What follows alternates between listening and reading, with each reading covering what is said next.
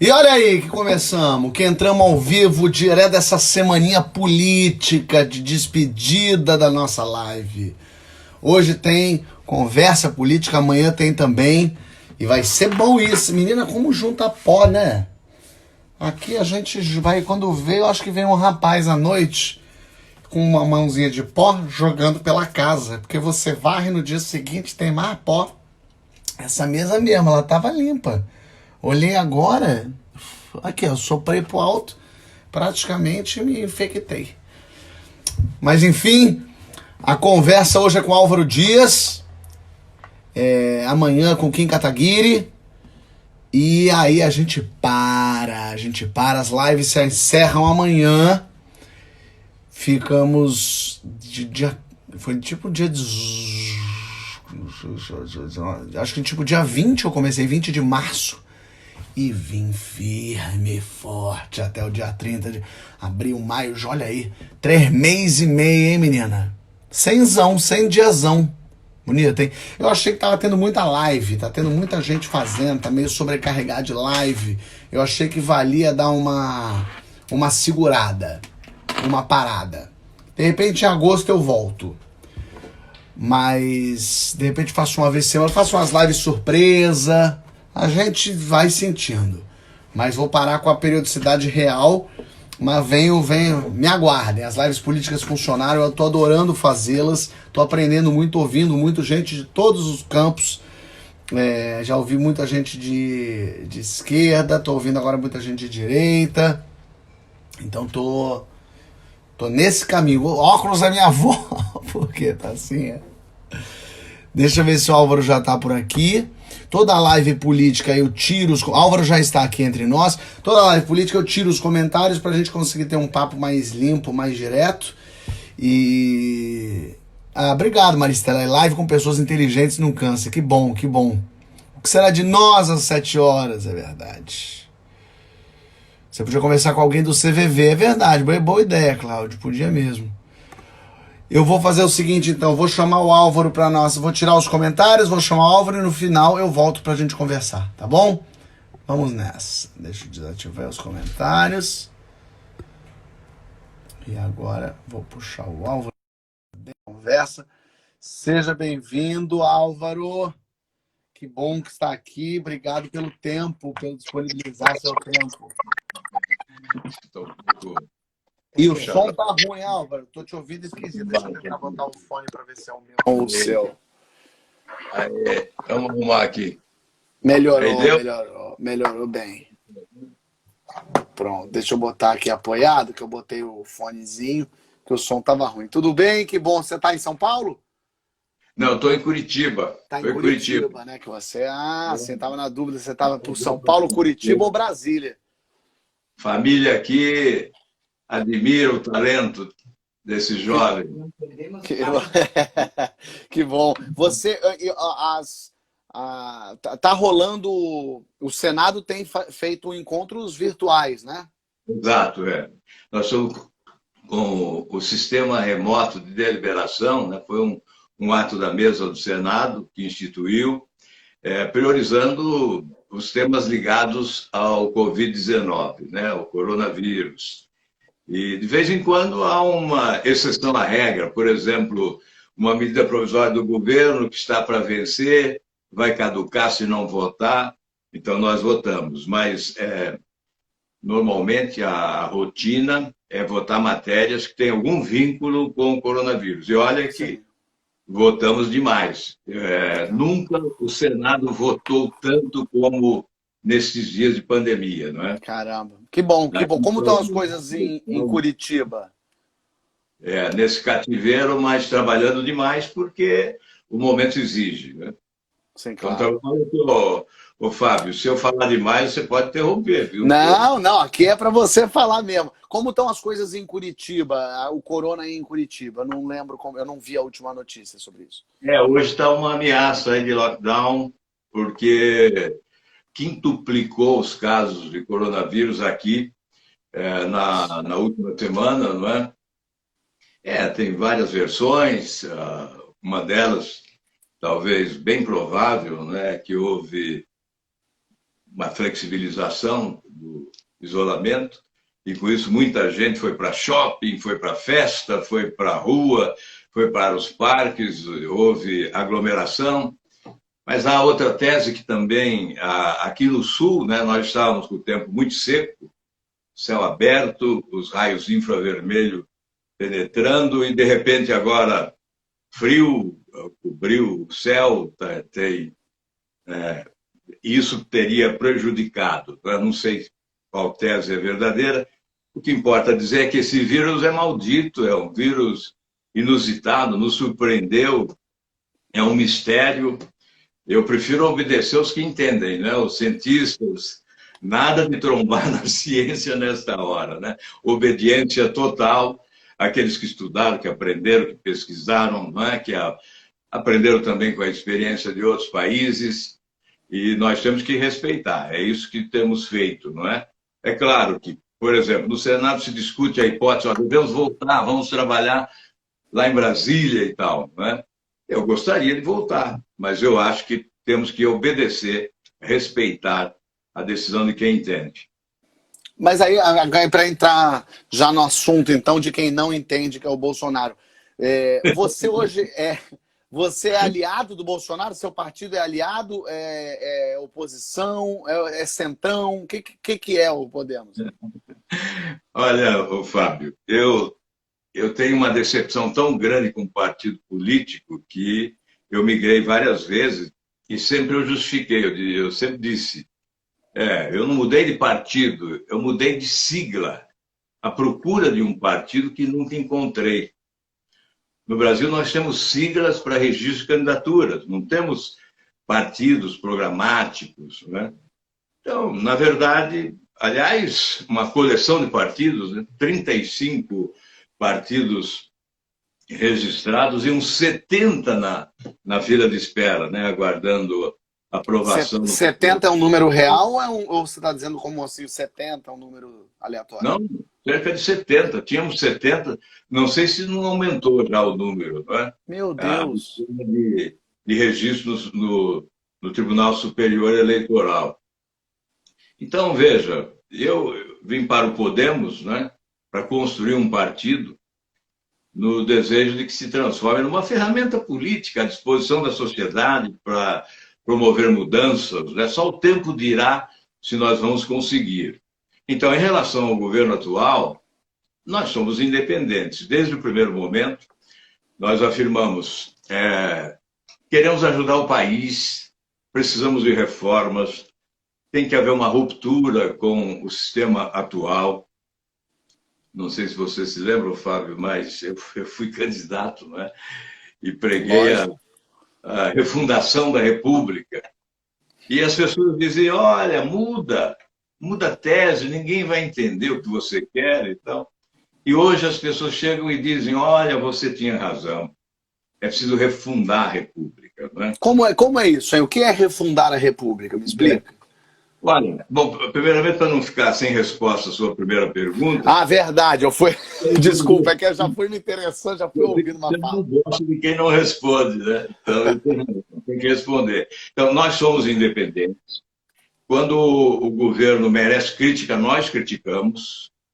É por isso que eu apanho dos dois lados, né? Uma vez que fiz oposição ao PT durante 16 anos, e hoje muitos me consideram um oposicionista, então eu apanho do lado esquerdo, apanho do lado direito, apanho de todos os lados, mas isso não tem importância. E alguns dizem, olha, saia do muro. O que é sair do muro? É tomar posição ou do lado da extrema esquerda ou da extrema direita. E nós somos uma sociedade multifacetada. Nós temos várias correntes de pensamento político. E é preciso dizer que entre a extrema esquerda e a extrema direita existe vida inteligente, não é? Então, em relação ao governo, nós somos independentes. Quando há proposta decente, nós aprovamos. Não aprovamos aliança com o Centrão para o toma lá da cá, distribuição de cargos, enfim. Não aprovamos aquilo que não significar uma ruptura com o sistema que vigorou durante muitos anos e fracassou. Né? Que, obviamente, todos acompanharam, a Operação Lava Jato desvendou mistérios existentes da corrupção, mas essa dicotomia me parece ser muito ruim para a democracia e para o país. Nós, eu repito, entre a extrema-esquerda e a extrema-direita existe vida inteligente. Depois você fez uma outra pergunta na complementação. Qual foi? Que foi quando você falou tem que se refundar a República, e aí eu perguntei o que você quer dizer exatamente com isso. República, não é? Exatamente. Um pouco de história aí é bom, porque a República começou mal. Então, hoje nós temos um divórcio entre a República e a sociedade. A impressão que passa é que somos mais império do que república. Porque fica a ideia de que os governantes assumem o poder para dele se aproveitar, preservar os seus privilégios, ignorando as necessidades, as diferenças sociais, as desigualdades sociais, a pobreza, enfim. Ela começou mal, porque no início da República, o Antônio Conselheiro, né, que era cearense, seu pai morreu, ele assumiu os negócios da família, casou, os negócios não deram certo, o casamento não deu certo, ele passou a ser um peregrino sertanejo. Né? Depois ele arrumou lá uma escultora, acabou casando, também não deu certo, teve um filho, abandonou a mulher, abandonou o filho e continuou a sua pregação de um cristianismo primitivo. Então ele ficou conhecido com a barba branca, né? uma tala azul e um cajado na mão, e fez a sua pregação no interior do Nordeste. E rebelou-se contra a República. Rebelou-se contra a República. Exatamente porque havia já esse divórcio, já no nascedouro da República havia esse divórcio. Aí veio a Guerra de Canudos, 25 mil brasileiros foram dizimados, né, pelas forças republicanas, e ele também faleceu. Aliás, quando ele encontraram o corpo dele, cortaram a cabeça e mandaram examinar para ver o que tinha no cérebro de um maluco. É mesmo? Que curioso. E tivemos também em Florianópolis um episódio, 1894, né, Marechal Floriano, que mudou o nome da cidade, porque também houve uma rebelião contra a República e houve um massacre, 185 foram fulminados, não é? E o governante da época, para fazer a sua médiazinha com o presidente, Marechal Floriano Peixoto, mudou o nome de Desterro para Florianópolis. Nome até hoje querem mudar para Floripa, não é? Então, isso tudo revela que a República começou mal, mas continua mal. 120 anos depois, mais de 120 anos depois, nós temos que refundar a República. E isso se faz com reformas, né? Com uma ruptura com esse sistema. Quando falo em velha política, isso é muito batido, né? Um chavão muito batido, mas é um sistema que se abraçou ao atraso, né? E que não se desgarra do atraso. E aí vem os vícios desta República. Chegaram a falar em nova República, mas ela continuou envelhecida, né? Então, a refundação da República é essa mudança em relação ao sistema. Certamente alguém dirá, mas você quer o parlamentarismo? Eu creio que poderá ser o sistema adequado para o país, mas antes é preciso eleger um presidente mudancista que promova reformas. Esse é um presidencialismo de muito poder, portanto, ideal para promover grandes reformas, reformas de profundidade. E elas não aconteceram depois das eleições que motivaram a população a exigir reformas, exatamente porque elas só acontecem quando o presidente da República assumir a liderança do processo. reforma de profundidade no país só ocorrerá quando tivermos um presidente mudancista que assume a liderança do processo e lidera as reformas. Você se arrependeu do teu voto no segundo turno? Não, não porque eu anulei meu voto no segundo turno. É uma confissão que eu faço agora, mas a verdade é que o voto nulo também é uma manifestação democrática, não é? Eu sou favorável ao voto facultativo. Tenho um projeto, defendo o voto facultativo. Eu acho que o eleitor tem que ter a liberdade. Se ele não considerar nenhuma opção adequada, ele tem o direito de não ir votar. Como o voto é obrigatório, eu votei nulo, porque nenhuma das duas alternativas me atendiam, não é? A minha expectativa. O PT, porque eu combati o PT durante 16 anos, seria o voto da incoerência, não é? Não podia concordar. E a outra alternativa que restou no segundo turno também não atendia às minhas expectativas. Então, votei nulo. Mas não atendendo às expectativas, ainda assim Bolsonaro te surpreendeu? Não, não há nenhuma surpresa. Ele está fazendo aquilo que você imaginou que ia acontecer. Não sei se vocês se lembram, né, na campanha, ele dizia, eu não entendo de economia, vai ser o posto de Ipiranga, eu não entendo de educação, mas vou arrumar um ministro, eu não entendo de agricultura, bom, ele dizia que não entendia de nada. Portanto, ele não enganou, não é? Ele foi sincero, ele foi franco. E a opção foi a que tivemos. Então, não há, da minha parte, não há surpresa. Eu posso achar exageradas algumas atitudes, né? Ultrapassando o limite daquilo que imaginava. Mas, sinceramente, não me surpreende o que está ocorrendo.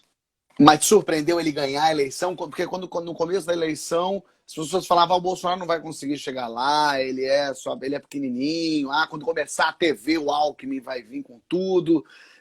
Que momento foi que você se deu conta durante as eleições que o Bolsonaro ia ser presidente? Olha, eu fui candidato, sabe por quê? Porque eu tinha a percepção de que havia no inconsciente coletivo um desejo irrefreável de mudança no país. Imaginei que eu poderia, pelo fato de ter contestado o sistema durante toda a minha vida, é evidente que as pessoas não são obrigadas a acompanhar uma trajetória, mas eu, em 43 anos de atividade pública, eu só fui governo 4 anos quando governei o Paraná, e mais 8 meses no governo Fernando Henrique Cardoso. De resto, eu fui oposição. Sempre inconformado, sempre indignado, mesmo depois de amadurecer, né? Porque, obviamente, quando você é muito jovem, a inquietude, a irreverência, a indignação é muito mais forte, mas mesmo com o amadurecimento, eu evito falar envelhecimento, né? O amadurecimento, mesmo com o amadurecimento, não é? Eu mantive essa capacidade de indignação, de inconformismo. Aliás, eu acho que os conformados não mudam e não escrevem história. Só os inconformados podem promover mudanças e escrever a história. Por essa razão, eu entendi que, depois de tantos anos na oposição, e principalmente durante o período do PT, em que eu combati fortemente, né, denunciando corrupção a todo momento, eu dizia, olha, o escândalo de hoje faz esquecer o de ontem e espera o de amanhã para ser esquecido. Não só discurso, não é? CPIs, ações, mandato de segurança, auditorias, representações junto ao Ministério Público. Foi uma atuação forte, quase que isolada, né? Quase sempre muito só, na oposição. Eu imaginei, bom, eu acho que agora, quem sabe, eu possa capitalizar esse patrimônio oposicionista destes anos, porque a população quer a mudança. Uhum. A população foi para a rua em 2013, né, que começou a ir para a rua, mas foi para a rua para pedir mudança, não é? Indignada com corrupção e pedindo mudança no país. Eu imaginei que eu poderia ser um representante desse sentimento. Aí pensei, poxa, mas eu não tenho partido, meu partido é muito pequeno, eu tinha ingressado no Podemos, estava começando, era o único senador do partido, hoje somos 10, mas era o único.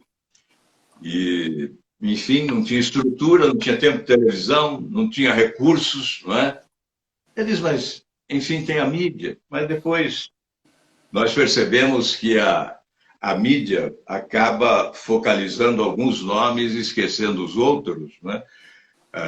Seleciona exatamente por pesquisas de opinião pública que muitas vezes no início, né, não estão revelando o que vai acontecer lá na frente, né? É impossível. Então, não houve espaço, não houve auditório para pregação, não é? Então, às vezes, quando alguém me culpa, ele diz, poxa, como é que você deixou se eleger o presidente atual, né? Diz, você me perdoe, eu não tive competência para convencer que eu tinha um projeto melhor. Eu assumo a ausência de competência mesmo para convencer as pessoas, mas também a ausência de auditório, não é? Tem uma mensagem, vou transmitir para quem? Quem vai ouvir a minha mensagem? Né? Quem ouviu a minha mensagem durante a campanha? É incrível, mas eu encontro pessoas aqui no meu estado, no Paraná, que não sabem que eu fui candidato. Aí fica difícil, né? Sim, realmente.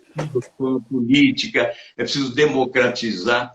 Sabe, Fábio, houve uma sabatina na revista Veja em que eu disse algo que certamente acharam exagerado. Eu disse, olha, esta é uma das campanhas mais antidemocráticas e mais corruptas que eu presenciei.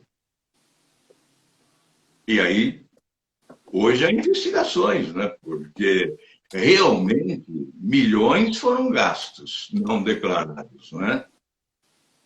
Nas redes sociais, na internet, de fora para dentro, com provedor na Índia, na Rússia, nos Estados Unidos, jogando sobre o Brasil fake news, robôs impulsionados. Tudo isso aconteceu na última campanha. Mas isso é passado. O que importa agora é que nós temos que construir o futuro, não é? E por isso eu tenho dito que abandono um pouco essa minha vocação oposicionista, né? Essa minha vocação de crítico a favor da solidariedade, da compreensão e, sobretudo, do entendimento de que nós somos impotentes diante de determinadas circunstâncias e somos filhos dessas circunstâncias. Obviamente, mas aí isso dizendo que, então, é por isso que você não é oposição a esse governo, porque você está dando um voto de confiança? Que lá na frente nós vamos estabelecer o enfrentamento. Isso... Lá na frente é quando? É que 2022 está chegando já. Nós estamos vivendo uma pandemia, né? Coronavírus implacável, né? As pessoas morrendo, as pessoas perdendo emprego, empresas quebrando. Então, essa busca de protagonismo nesta hora é perversa. É uma maldade com a população. Então, nós temos que aguardar o momento adequado para o enfrentamento político, né? Mas você não acha que... eu entendo o que você está falando... Como? Desculpe. Não, eu entendo o que você está falando, mas, ao mesmo tempo, o Bolsonaro não pensa assim, né? A gente não tem ministro da Saúde, ele demitiu 2, a gente não tem ministro da Educação, e esse que vai já não sabe mais se vem, a gente não tem... No fim das contas, ele está tentando tomar o protagonismo do corona, né? Assim, então, no momento em que a oposição pensa, não vou fazer oposição porque não é o momento, mas a situação resolve tomar o lugar do corona, será que ele não nos obriga a ter que ser oposição ferrenha no momento que a gente não tem ministro da Saúde, por exemplo? Sim, Fábio, olha, tem oposição, sim, atuando, né? Tem oposição atuando. Eu prefiro ficar entre aqueles que querem colaborar, mas que não aceitam também desvios. Veja, nesse caso do coronavírus, faltou um presidente da República, faltou o grande líder, faltou o coordenador para estabelecer uma espécie de mutirão, maximizando recursos e esforços, né? Conjugando forças, né? Somando União, Estado e município. O que nós tivemos foi uma fogueira de vaidades. A busca do protagonismo, nada mais perverso do que alguém, nesta hora, buscar ser protagonista para faturar na frente eleitoralmente, politicamente, não é? Isso foi uma crueldade com a população brasileira. E nós tivemos vários líderes políticos ousando buscar protagonismo com interesse pessoal. Então, isto é triste, é perverso. Enfim, realmente, essa é a principal crítica. Não há uma liderança, não há coordenação. O país ficou dividido porque, de um lado, os cientistas, os infectologistas, os médicos, orientando na direção correta, e, de outro lado, a grande liderança semeando a dúvida e dividindo a população. Isso, mas antes disso, foi uma maldade. Antes disso, o Bolsonaro vinha bem? Antes do corona? O ano passado foi eu disse em entrevista que concedi ao Vila, né, que foi um ano perdido, porque as reformas não aconteceram. Nós tivemos unicamente a reforma da Previdência, uma reforma mal ajambrada, que colocou a mão grande do mais forte no bolso do mais fraco, que era para sustentar o governo um pouco mais, jogar dinheiro no caixa do governo. O objetivo do governo era buscar uma economia em 10 anos. Essa economia foi-se embora neste ano, né? A economia de 10 anos vai embora neste ano. Este ano o déficit será de mais de aliás, o déficit nominal, 1 trilhão e 200 bilhões, nunca se viu isso. O déficit primário, 800 bilhões, o déficit nominal, que inclui aí o pagamento dos juros da dívida pública, vai para 1 trilhão e 200 bilhões. Não fizemos as reformas, o ajuste fiscal não se deu. Nós tínhamos 3 grandes desafios num novo governo: o fiscal, o do investimento e da produtividade. É evidente que o fiscal era o mais urgente, não é? Era necessário, na primeira semana, aplicar o golpe, né, do corte. E era necessário, na primeira semana, encaminhar ao Congresso as principais reformas. Essa era a nossa pregação. Diziam, mas é possível aprovar várias reformas ao mesmo tempo? Eu dizia, é evidente que sim, com coordenação, com liderança, com articulação política. São 513 deputados, 81 senadores. É possível constituir várias comissões ao mesmo tempo e trabalhar várias reformas. Uma começa pelo Senado, outra começa pela Câmara. Enfim, a reforma política, fundamental, matriz de todas as reformas. Nada. Nós temos que pedir perdão à população quando falamos em reforma política, porque há tanto tempo discutimos, mas não realizamos. Por que não realiza, hein? Por que não realiza? Por que não realiza? Aí, porque o presidente da República... Vou dizer, quando Fernando Henrique era presidente, certa vez ele me chama e pergunta a opinião sobre reforma administrativa. E eu disse, e a reforma política? Ele diz, a reforma política o Congresso faz. Eu disse, não fará. Prevalece o corporativismo e não sai reforma. Uma reforma política passa, por exemplo, pela redução do número de senadores, pela redução do número de deputados federais, estaduais, vereadores, pelo corte de determinados privilégios, pela redução do número de partidos representados. Não queremos acabar com os partidos. Os partidos são livres, podem existir livremente, não é? Nos Estados Unidos deve ter mais de 140 partidos e nós conhecemos 2. O que é preciso é uma legislação que estabeleça regras, né? Obviamente barreiras, né? Para que só serão representados aqueles partidos que realmente reunirem votos, preferência popular.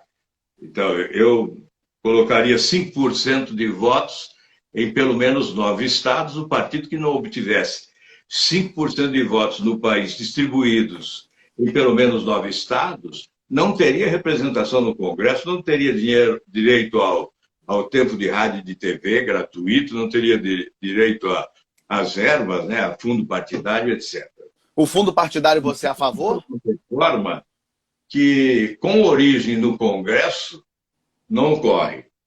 Mas um presidente da República poderia constituir uma comissão de especialistas para elaborar um pré-projeto, subscrever em primeiro lugar, submeter à sociedade, buscar o apoio da sociedade e levar ao Congresso. A reforma tributária, por que não ocorre? Eu já vi você numa live aí perguntando por que não acontece a reforma tributária. Eu tenho minha opinião. Ela não acontece porque o governo está muito satisfeito com o que arrecada. O governo da União concentra 56% de todos os tributos arrecadados no país. Portanto, ele não quer perder receita. Se nós tivéssemos um governante com visão estratégica de médio e longo prazo, ele faria a reforma tributária, porque a médio prazo, a roda da economia vai girar com mais força, a população vai pagar menos impostos, principalmente no consumo, mas a economia vai crescer mais e o governo, por consequência, vai arrecadar mais. Mas ocorre que há o imediatismo, as pessoas só pensam na duração do seu próprio mandato, né? Não enxergam nem um pouco além do próprio mandato. E é isso que atrapalha, por isso que a reforma tributária não saiu até hoje. O atual governo não tem projeto, há um projeto da Câmara, há um projeto do Senado, há um bate-cabeça. É uma reforma fundamental para a regulação, segurança jurídica, a melhoria do ambiente, do empreendedorismo, a atração de investimentos. Eu creio que a reforma tributária, ao lado de um programa de Estado de combate à corrupção, é o que eu pretendia na campanha, eu falava em institucionalizar a Operação Lava Jato como uma política de Estado de combate à corrupção. Alguém diz, não, mas o que tem a ver o combate à corrupção com a economia? Tem a ver que o país melhora a sua imagem no exterior e com isso atrai investimentos produtivos, obviamente dinamizando a nossa economia. Então, a reforma administrativa também, o governo atual abandonou, não tem mais interesse nela. Mas o governo agora não consegue fazer mais reforma nenhuma, ele não tem mais força para conseguir fazer nada, ele está tentando livrar a cara dele e é só isso que vai acontecer até 2022, né? Fábio, olha, há muito tempo, né, nós não temos um projeto estratégico de desenvolvimento econômico do país. Mas agora nós dependemos de um projeto estratégico de recuperação econômica do país. O nosso PIB vai sofrer a queda histórica de mais de 8% neste ano. A pior situação entre os países do mundo. A pior situação é a do Brasil. E no próximo ano, a previsão é de um crescimento de 2% contra 4,2% de crescimento da média mundial. Isso não é previsão minha, é previsão do Banco Mundial, é previsão do Fundo Monetário Internacional. Por quê? Porque nós não estamos fazendo reformas e mesmo agora, as medidas adotadas para enfrentamento do coronavírus foram medidas insuficientes. O sistema financeiro está lá intocável, né? Eu estou brigando para aprovar um projeto que limita as taxas de juros dos cartões de crédito e do cheque especial em 30% ao ano. e os bancos pressionam, e o projeto não é votado. Hoje é quantos por cento ao ano? Grandes lojas passaram a pressionar, porque elas também oferecem cartões de crédito aos seus clientes e ganham mais com juros do que com os produtos que vendem. Quanto que ganha por ano hoje? Você quer limitar em 30%? Hoje é quanto? A nossa pretensão é limitar em 30% a taxa de juros do cartão de crédito e do cheque especial. Hoje, Fábio, nesse ano teve uma taxa de 790%. A taxa de juros do cartão de crédito já chegou a 1.200%. A média é 312%. Não existe país nenhum do mundo. Se alguém chegar aqui para você, Fábio, e dizer, não, tem um país lá assim, ele está mentindo. Tem um país que a taxa de juros do cartão de crédito é maior do que do Brasil. Eu entrego o meu mandato. Não existe nenhum país no mundo que tenha a taxa de juros cobrada como cobramos no Brasil. E não querem votar o projeto. Ora, o sistema financeiro se oligopolizou, né? Que o governo foi sendo bonzinho, o Banco Central sempre foi um puxadinho do sistema financeiro, então nós temos um oligopólio de bancos, 5 grandes bancos, né, respondem por 90% do crédito do Brasil. Basta que 5 banqueiros se reúnam em torno de uma mesa de bar, tomando lá um bom vinho e decidem qual a taxa de juros que nós vamos pagar. Não há nenhum controle, não há nenhum limite. 76 países do mundo limitam as taxas de juros. Agora, recente, há 15 dias, a Costa Rica aprovou no Congresso, divulgou no Diário da União do país, a limitação em 39%. Foi o Congresso que aprovou, não foi o Banco Central que decidiu. O Banco Central será responsável por normatizar o crédito para cada modalidade de crédito, uma taxa de juros, incluindo aí sim os cartões corporativos, os cartões de crédito, aliás, corporativos não, os cartões rotativos. O cartão corporativo é do governo, esse não tem juro. Mas que loucura esse dado, eu nunca tinha ouvido falar. De juros no Brasil. Que loucura isso, eu nunca tinha ouvido o tamanho disso. Isso é uma loucura, e existe um lobby fortíssimo. Nós estamos tentando, insistindo, olha, nós precisamos de uma reforma do sistema financeiro no Brasil. Os Estados Unidos têm mais de 10 mil bancos descentralizados, né, competindo. No Brasil, 5 grandes bancos tomam conta, eu repito, de 80% do crédito. E eles não precisam competir no mercado porque eles têm um cliente generoso e poderoso que é o governo.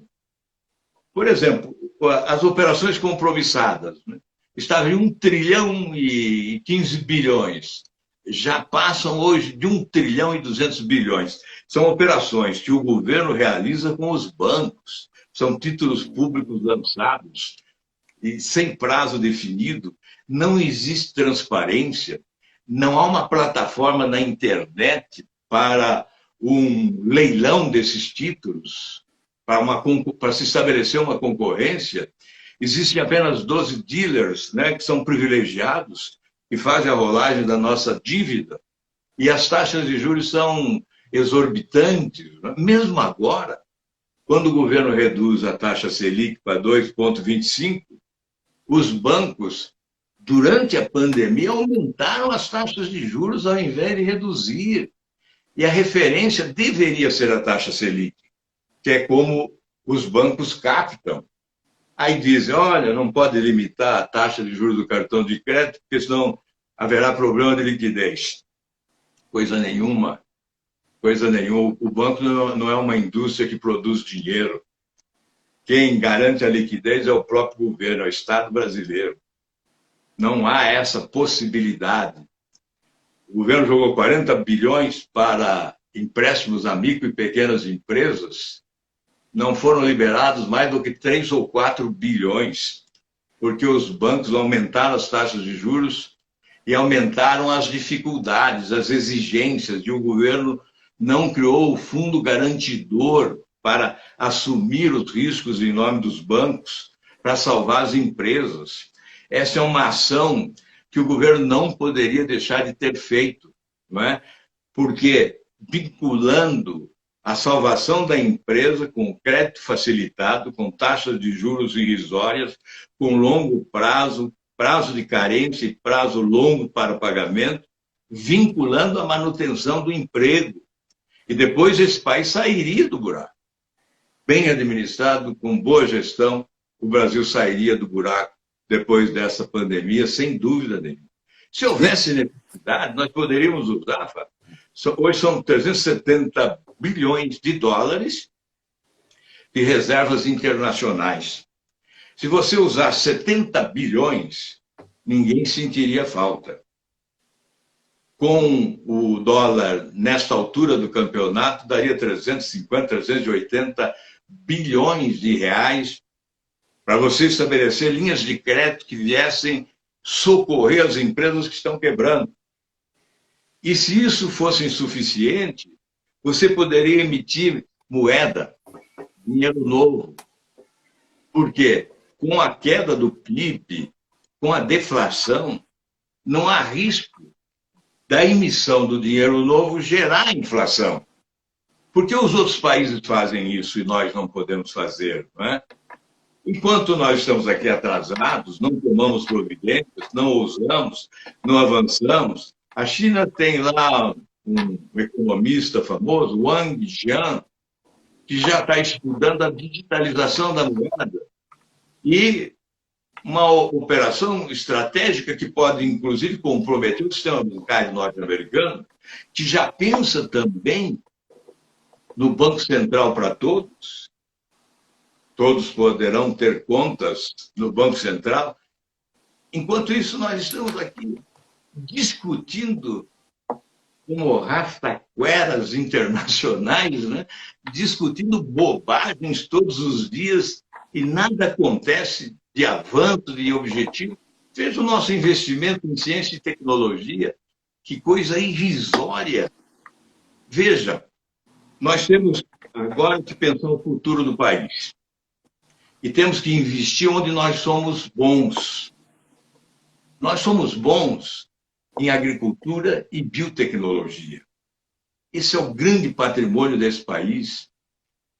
Até 2050, o mundo vai ter que produzir 60% a mais do que produz hoje de alimentos para atender a mais de 9 bilhões de habitantes. E 40% sair do país. Será que sair daqui do Brasil? Não é? Isso é um patrimônio. São 5 milhões de propriedades rurais no Brasil. 70% delas não têm o avanço tecnológico. Não tem sequer a interatividade. Em 70% delas, eles não estão podendo viver, Fábio. Isso é um atraso. Nós temos que avançar tecnologicamente. Não basta ter essa terra fértil que tem que ser preservada, rica e fértil, e ser repassada às gerações futuras, que dela também arrancarão, como nós, a sua sobrevivência. Mas nós temos que olhar o que vem ao redor da agricultura e também da biotecnologia, não é? Agregando valor à economia, avançando na agroindustrialização dos nossos produtos.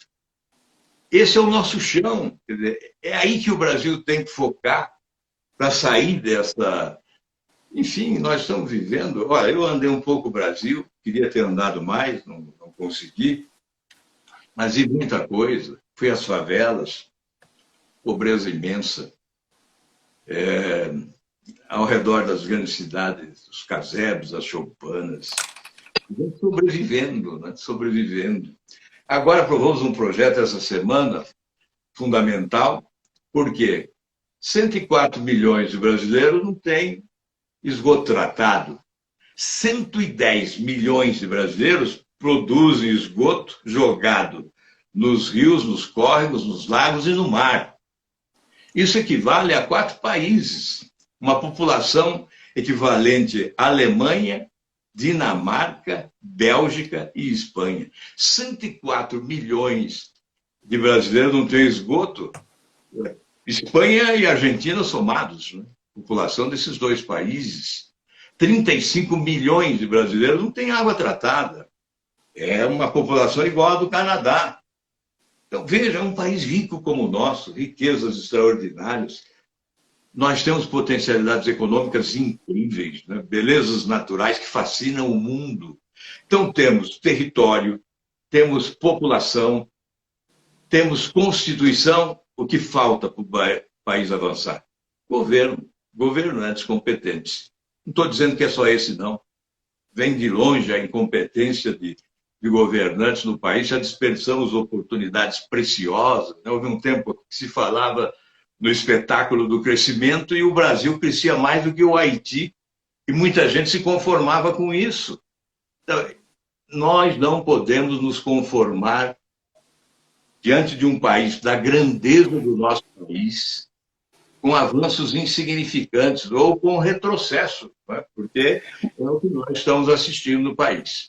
Mas você fala de governantes, nessa eleição muita gente ficou dividida entre PT e Bolsonaro, mas haviam, como você bem sabe, haviam outras possibilidades. Que outras possibilidades ali de candidatos, tirando você mesmo, você via com bons olhos, por exemplo, tanto da esquerda quanto da direita? Que outras possibilidades a PT e outras possibilidades a Bolsonaro tinham ali que era possível votar, querer? Esquecendo a questão ideológica, né? E falando em gestão, nós tínhamos várias alternativas interessantes, né? Me exclua disso tudo, mas eu posso citar Alckmin, Ciro, que mais? O próprio Meirelles, o Amoedo, enfim. Isso sem pensar na questão ideológica. Sim, mas pensando... Eles tinham governo, eles tinham possibilidade de fazer um bom governo. Então, Marina. Já que você perguntou no campo da exclusão, né? Aliás, por falar em campo de exclusão, a política é o chão minado da inversão de valores, né? É o que mais cria desconforto, sabe? Aliás, eu devia até, você fala em candidatura, talvez até imaginando que eu esteja aqui pensando em disputar a próxima, né? Apesar de eu ter sido aconselhado por um jovem prefeito de Guarapuava, César Silvestre Filho, quando eu disse a ele, olha, essa pandemia, esse isolamento, está me levando a decidir parar com a política, sair fora disso, né? Esse mundo não é o mundo, eu não estou feliz nesse mundo. Aí ele falou assim, não tome nenhuma decisão durante a pandemia, espere passar. Eu vou esperar passar, mas realmente, Fábio, não alimento pretensões. Eu alimentei em 2018. Eu imaginava que aquele era o momento para promover uma ruptura no país. Nós desperdiçamos a oportunidade, não é? Eu acho que nós temos que correr atrás da oportunidade perdida, mas estamos vivendo hoje um momento muito mais difícil, né? Veja, o grande palanque são as redes sociais, né? Nós mantemos até os tradicionais palanques, o santinho, né, distribuído e tal, isso tudo passou a ser bobagem, né? O grande palanque está aqui, ó. Fábio Porchat, mais de 5.800.000 no Instagram, né? Esse é o grande palanque. E, na verdade, a gente está percebendo que as pessoas... Aí é um problema de percentual, né? Fica difícil você generalizar, generalização sempre é injusta. Eu não sei qual é o percentual, mas muita gente não sabe respeitar a opinião dos outros. E isso não é próprio da democracia. Respeito às divergências é a alma da democracia. Você está falando que as pessoas estão ficando enlouquecidas, não é? Se você contraria, você já é chamado de comunista, de canalha. E é assim por diante, né? Eu não sei mais o que eu sou na opinião dos outros. Eu até estava pensando aqui, o Fábio vai me perguntar, você é de esquerda ou de direita? Eu vou dizer, depende do gosto do freguês. Tem hora que acha que eu sou de direita, tem hora que acha que eu sou da esquerda, e outro que diz, ó, saia do muro. Não é verdade, eu busco a verdade, eu corro atrás da verdade. Eu posso não achar a verdade, não sou dono dela, né? Não sou dono da verdade, mas é uma briga incessante na busca da verdade. Às vezes ela está à direita, às vezes ela está à esquerda. Então eu prefiro dizer que eu sou um progressista. Que Tem coisas boas na direita e na esquerda? Eu quero o país se desenvolvendo. Esse é o ambiente que eu desejo para o país. E tem coisas boas na esquerda e na direita, é isso que está dizendo? Exatamente. Uma vez até foi no Pânico, né, da Jovem Pan, eu falando e tal, aí o Emílio falou assim, escuta aqui, ó, você está chutando com os dois pés? Eu falei, é claro, o bom centroavante chuta com os dois pés. Quem não chuta com os dois pés não é bom centroavante. Então, tem coisa boa na esquerda, eu tenho que recolher. Tem que recolher a visão social, enfim, há questões que são colocadas no campo da esquerda que são essenciais para a construção, para o exercício da cidadania na sua plenitude. E à direita há também situações insubstituíveis, essenciais para que nós possamos promover o desenvolvimento do país. Então, obviamente, eu tenho que raciocinar desta forma, refletir desta forma, né? Eu imagino que não é hora mais de ficarem procurando um comunista em cada esquina, ou um fascista em cada bar, né? Eu acho que nós temos que olhar à frente e tentar somar, né, numa sociedade realmente multifacetada, com várias correntes de pensamento político, nós temos que buscar à frente, caminhar adiante. Uma frase bem popular e um pouco até demagógica, né? Não vamos olhar para a esquerda nem para a direita, porque é para frente que se caminha. Quer dizer, mas você falou de democracia. Esse governo, você falou, não pode ser todo mundo não é comunista, nem todo mundo é fascista. Se fala muito desse governo como fascista, ele flerta com ditadura.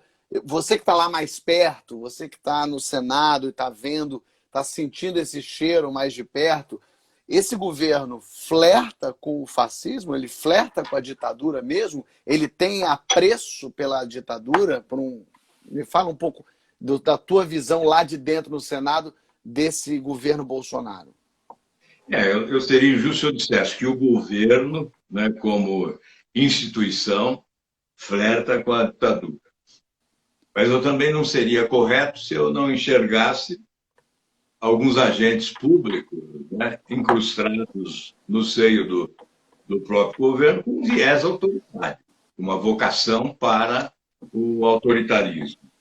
E em que pode o fato de termos um percentual insignificante de extremistas, né, na minha visão, eles são muito ativos, são muito presentes, né, são muito atuantes. Então, essa bolha, ela tem um certo significado, porque ela impacta, ela influencia porque impressiona. Então, é isso que se combate. Agora, eu acho um certo exagero essa afirmação, precisamos de uma frente democrática para defender a democracia. Aí nós voltamos a essa história, nós contra eles, né? Nós contra eles. Eu creio que isso não constrói. Acho que nós temos que, obviamente, combater qualquer agressão às instituições. Por exemplo, Supremo Tribunal Federal. Eu assinei a CPI Lava Toga. Acho que uma investigação não é contra a instituição. Nós vamos investigar o quê? Denúncias. E, ao final, faremos o quê? Proposituras.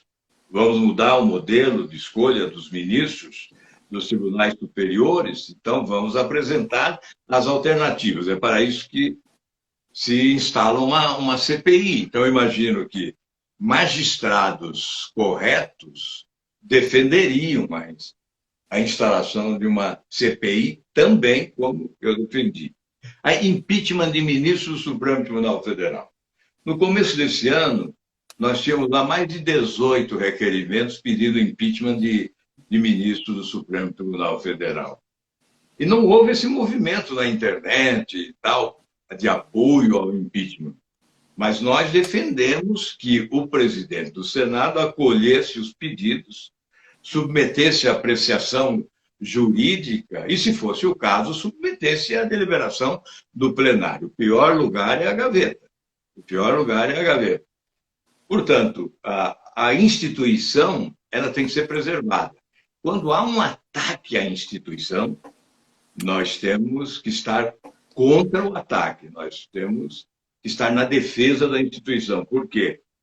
Nós, eu me refiro aos três poderes, são instituições essenciais ao Estado de Direito. Nós somos passageiros, transeuntes, né, episódicos, nós somos substituíveis.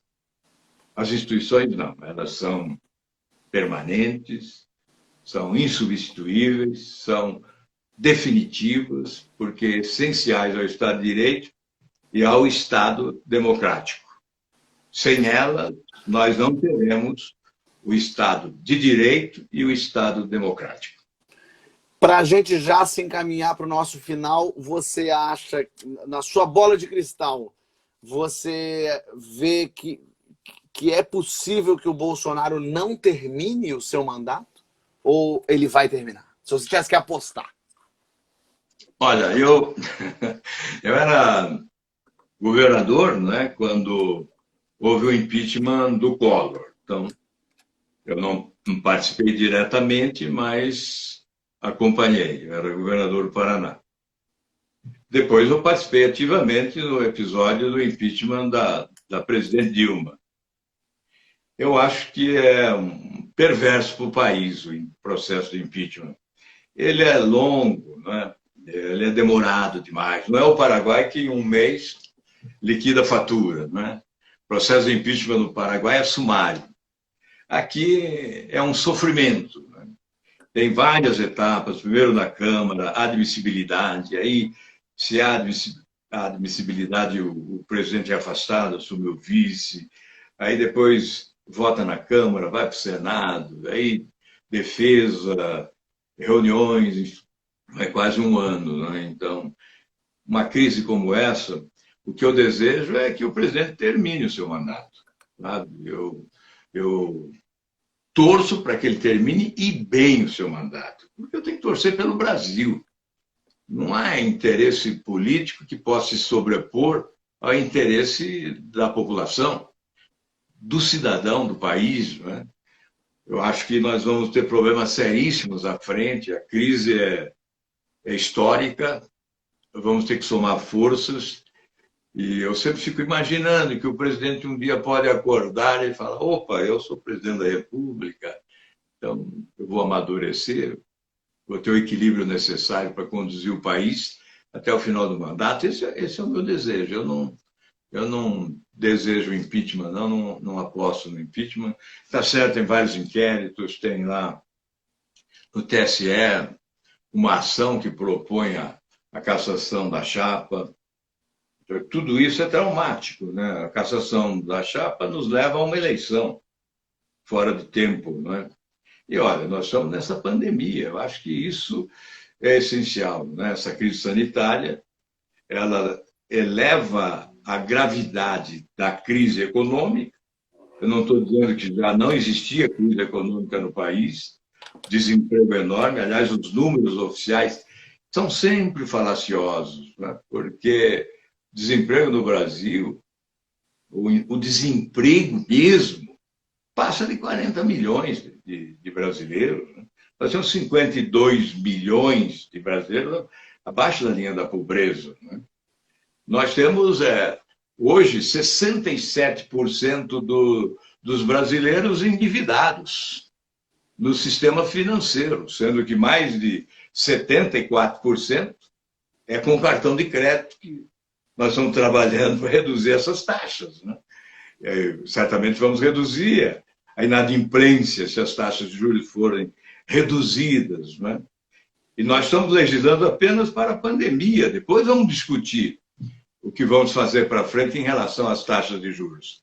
Enfim, eu estou dizendo que não apoio o impeachment do presidente por todas essas razões, por desejar o melhor para o nosso país. Mas eu sinto que a sensação que me dá é que para você o importante era tirar o PT. O que viesse depois tanto fazia. Porque o impeachment da Dilma também foi muito ruim para o país. A Dilma pedalou, mas daí não pegaram a chapa, tiraram só ela e ficou o Temer. Logicamente, organizou-se um esquemão legal para manter o Temer lá, tirar a Dilma com pedalada que os outros já tinham dado. E eu não estou aqui dizendo que eu não votei no PT, então não estou aqui defendendo o PT, não.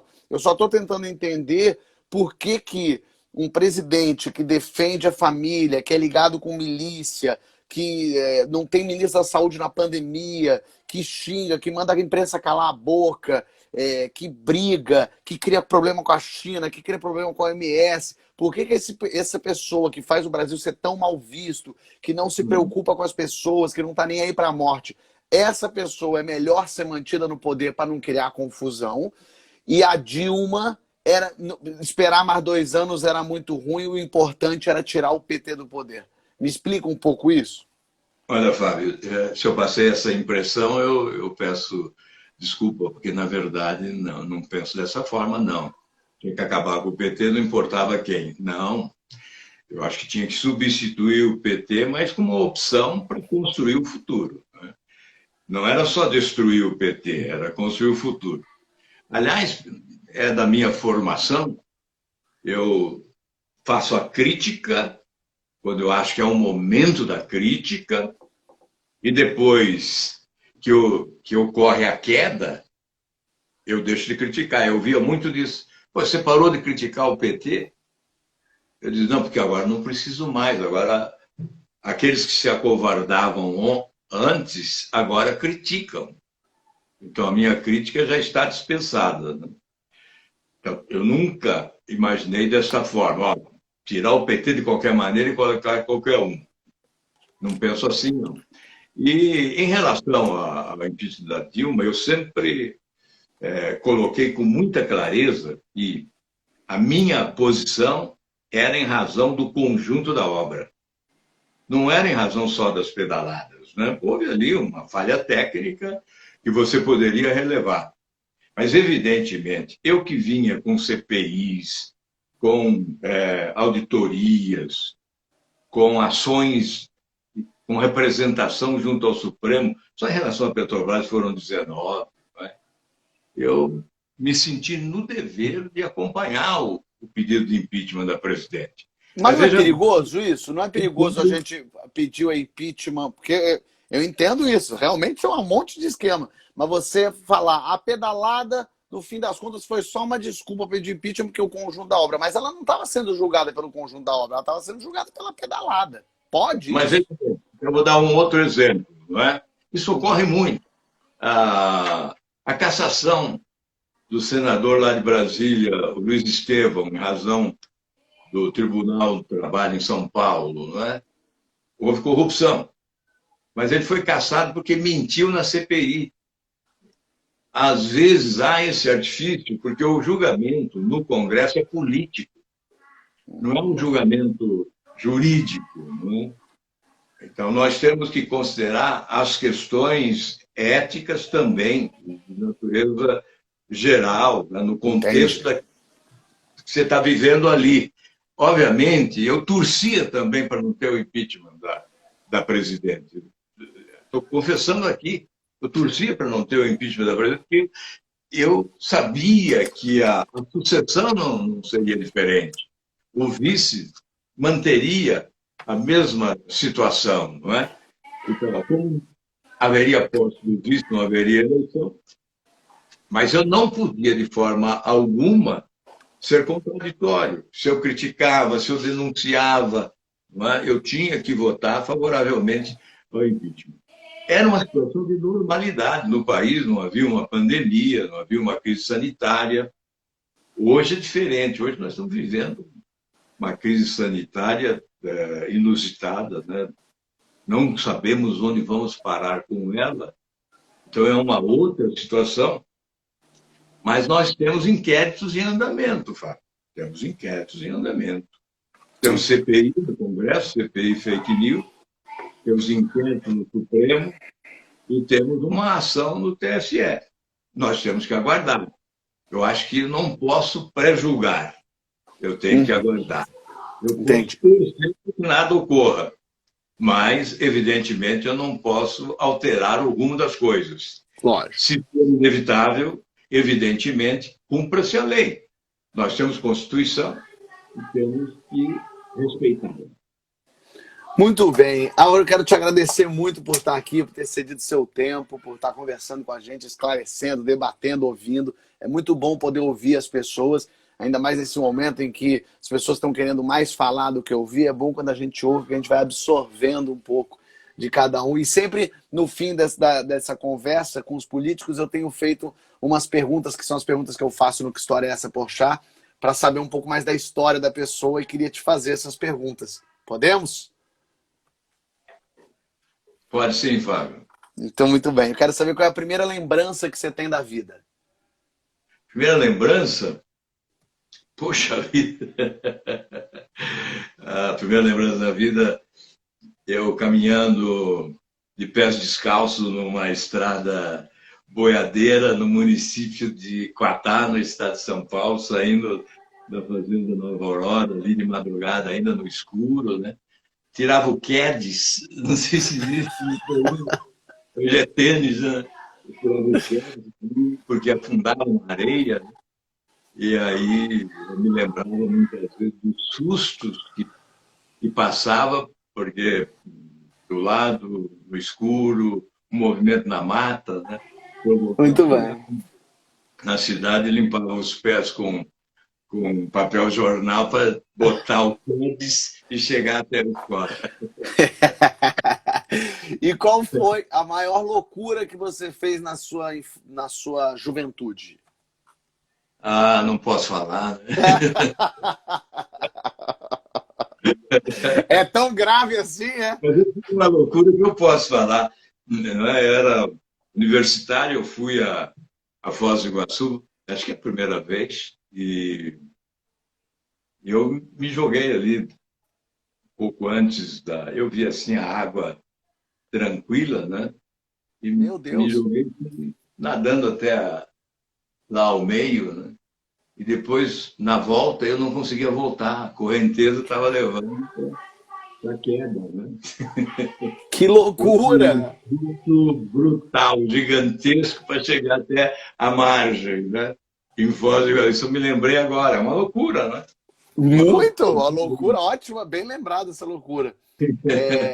Outra pergunta é: qual foi a primeira pessoa, a primeira famosa que você se apaixonou? Quando a gente é pequeno, a gente é criança, a gente gosta de uma atriz, de uma cantora, enfim, de alguma personalidade. Qual foi seu primeiro crush famoso? Ou seja, quem foi quando você era jovenzinho, quem que você era apaixonado? Ah, não me lembro, viu, Fábio? Não tinha nem uma Sofia Loren, nem uma... A Sofia Loren era da época. Olha aí, olha aí. Era da época, da época de garoto, assim, um nome que ficou marcado, né? Mas não posso dizer que foi a principal. Sei. E que profissão você jamais teria? Porque você não leva jeito. Porque você não ia fazê-la bem. Eu não gostaria de ser médico, não. Eu acho muito dramático, por isso eu valorizo muito, homenageio agora todos os médicos, enfermeiras, infectologistas, enfim, todos da área da saúde que estão lutando contra essa pandemia, né? Eu acho Verdade. que isso é um heroísmo. Totalmente. E qual o evento histórico que você gostaria de ter presenciado? Qualquer um, do Big Bang até hoje, qualquer um. Evento histórico.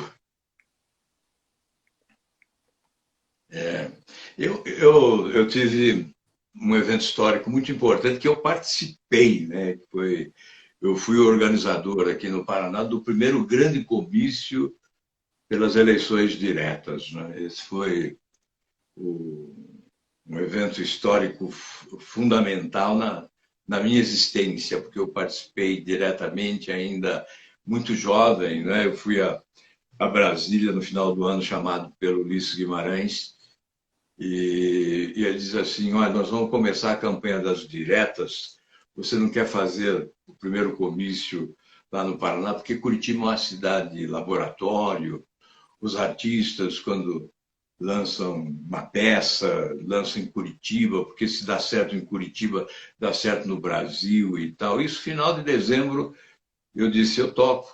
E o comício teria que ser dia 12 de janeiro. Então foi uma correria para organizar. E foi Mas esse, mas esse foi um evento histórico que você estava. Eu quero saber o que você não estava e gostaria de ter presenciado. Eu não estava, poxa vida. Pode ter. Eu sou muito esportista, eu vou agora para a diversão, né? Eu gostaria de estar presente no tricampeonato mundial do Brasil, agora 50 anos, por isso que eu me lembrei, né? A minha homenagem aos tricampeões mundiais, desde o Pelé, Rivelino e os demais. Lá no México, maravilhoso. E qual, se você pudesse ser uma pessoa por um dia, hoje, ou seja, a pessoa tem que estar viva, que pessoa você seria por um dia? Por um dia? Poxa vida, hein? A pessoa viva de hoje, que está aí presente? Ah, agora você me apertou, hein? Do mundo todo, pode ser qualquer pessoa do mundo. Do mundo todo. Tá difícil, viu? Mas agora essa eu não vou te perdoar, não. Eu fugir dessa. Se fosse eu queria ser o Messi por um dia, fazer um golaço. Pronto. Legal, ótimo. Essa é bom, boa resposta. E aí, se você pudesse escolher como vai ser o fim do mundo? Fim do mundo? Não é como vai acabar, não. Eu quero saber como você queria que acabasse. O fim do mundo, poxa vida. Todos felizes, sabendo que o próximo plano seria melhor do que esse, não é? E comemorando a passagem. Bom, então uma festa, um grande encontro. Assim. Um grande evento e todo mundo se abraçando e comemorando a passagem para um novo plano. Bom, e na sua lápide, o que você quer escrito?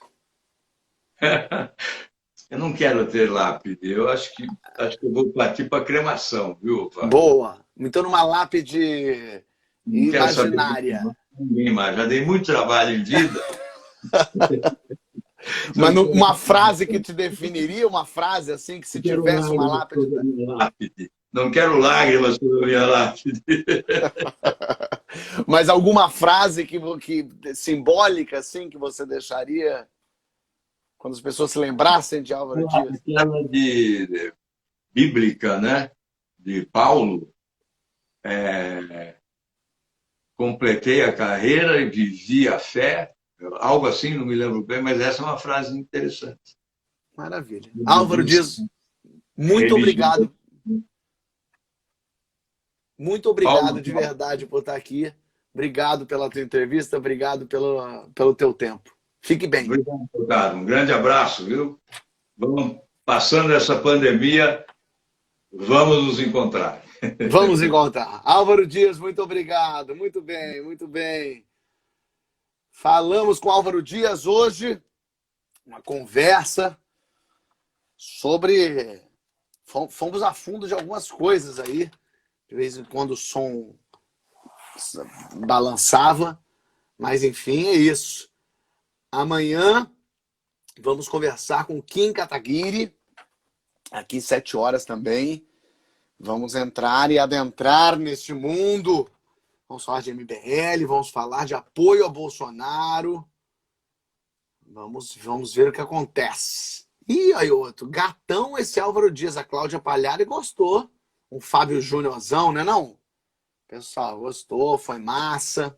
Tem gente falando coisas interessantes aqui, parabéns, gostando, querendo, muito bem. A única reforma feita é a que não prejudica os ricos e os políticos.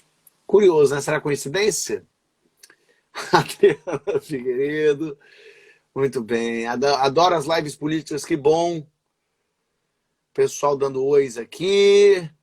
Vou deixar gravado lá aqui no Instagram. Obrigado, pessoal, minha gente. Hoje tem papo de segunda, 10h30 da noite no GNT. Assiste. Convidado de hoje vai... Quem vai ser convidado? O Casa Grande. Vai ser muito legal. Beijo para todo mundo. Fiquem bem. Evitem aglomeração. Usem máscara.